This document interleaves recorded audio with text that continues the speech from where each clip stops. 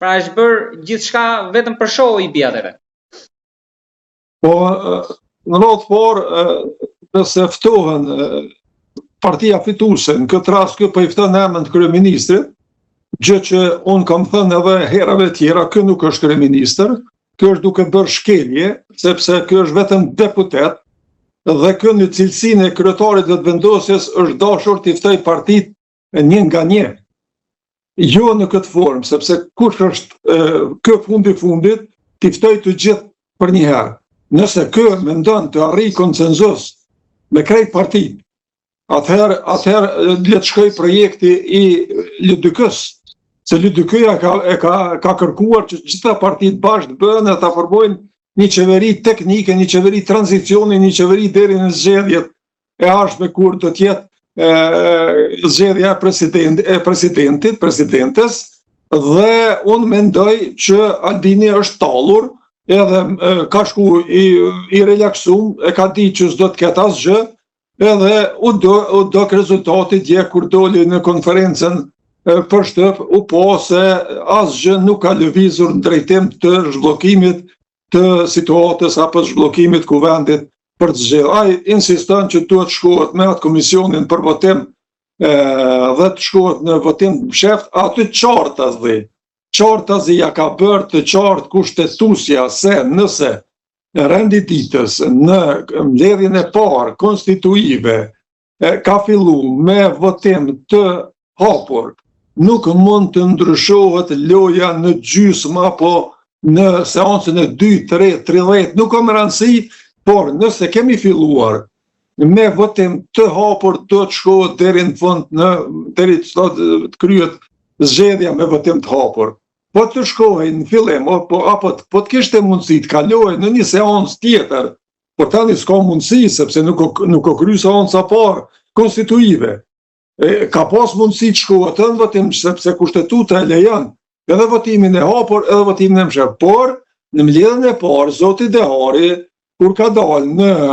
për ta udhëhesi më i moshuari, o dash të propozoj që të shkohet me votim të mbyllur dhe s'ka pas gjë të keqe, sepse është kushtetuese. Edhe unë mendoj është më e drejtë, edhe është më demokratike forma e votimit të mshef, sepse votojnë njerëz të lirshëm, por tani të ndryshohet procedura në mes të nuk e di më mesi a fundi i këtyre seancave, por është e padrejtë dhe gjykata kushtetuese thotë duhet të zbatohet rregulloria. Në entitet irregullore së kuvendit ku e përcakton që nëse rendi ditës fillon me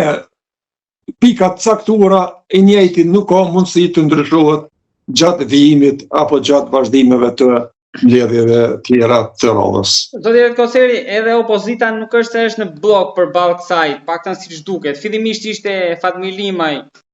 në atë darkën që tha e përshëndete marrëveshjen duke trokitur dhe gotat me ujë, më pas u aludua se grupe brenda LDK-s mundet ndoshta në një fraksion t'i bashkohej Kurtit, por së fundit doli edhe zoti Enver Hoxha që hapur fare tha që jam për një koalicion me vetëvendosjen, por te ky fundi dua të ndalem. Cila është pesha e atij, pra zotit Hoxha, brenda PDK-s? Edhe për ta vazhduar, është kjo shpresa që ndoshta edhe Albin Kurti ka që si zoti Hoxha, ndoshta jo, po deputet tjerë që janë pro për të votuar, po jo hapur, edhe ndoshta nëse bëhet votimi i fshehtë, mund ta votojnë Albulena Haxhiu. Zoti Hoxha është një njeri kontroverz, unë do të thoj është profesionist i mirë, historian i mirë, i diplomuar në universitetet e jashtme. Ai ka pasur qëndrime negative në të kaluarën për UÇK-n e për Hashim Thaçin, por vetë Hashim Thaçi e ka futur në Partinë Demokratike të Kosovës. Tani ai doli me një deklaratë çuditshme. Unë dyshoj që mund ta ketë uzuar Hashim Thaçi që deklarohet në atë formë, por nëse e ka autorizuar apo ka biseduar Enver Hoxha, sepse edhe i viziton shpesh në Hagë liderët. Nëse është një lloj sinjali, unë nuk po di pas shkurjes së zotit Thaçi në Hog, veç gati për 5 vite, a ka pasur, a kanë vazhdu ato marrëdhëniet shumë të mira me Enver Hoxhajn, dhe krejt ato të bëmat e Enver Hoxhajt për UÇK-n ja ka falë Hashim Thaçi, dhe tani nëse zoti Thaçi ka pas ndonjë bisedë sekrete, ndonjë bisedë intime me Enver Hoxhajn dhe e ka autorizu të flasë në këtë formë, edhe mund të ndodhë, por duke e njohur Enver Hoxhajn vetëm ka hudhur në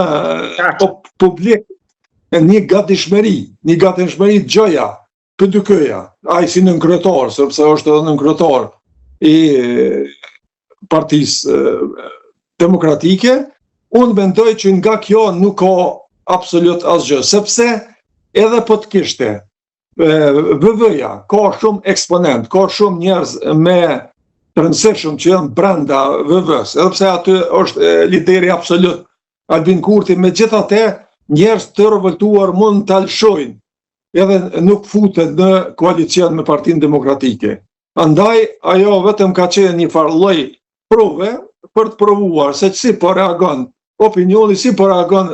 partia vetëvendosje, dhe asgjë nuk ka nga koalicioni VV-PDK, dhe kjo nuk do të ndodhë. Krejt tjera të opcione janë më të mundura, por koalicioni me PDK-n është i pamundur për shkak të rebelimit të mundshëm të një pjesë të konsideruar të deputetëve të lëvizjes vetëvendosje, dhe prandaj koalicioni me PDK nuk ju kryen punë. Edhe Enver Hoxhaj vetëm e ka thënë për opinion dhe koti. Nuk është asgjë e rëndësishme aty. Zoti Koceri, nga biseda më lart, ju tha që Kurti, pra lideri pa diskutueshëm, por jashtë duket sikur vetëvendosja është një fortezë e pathyeshme, por tek biseda që ne zhvilluam e fundit përpara kësaj, e cila ka pasur mjaft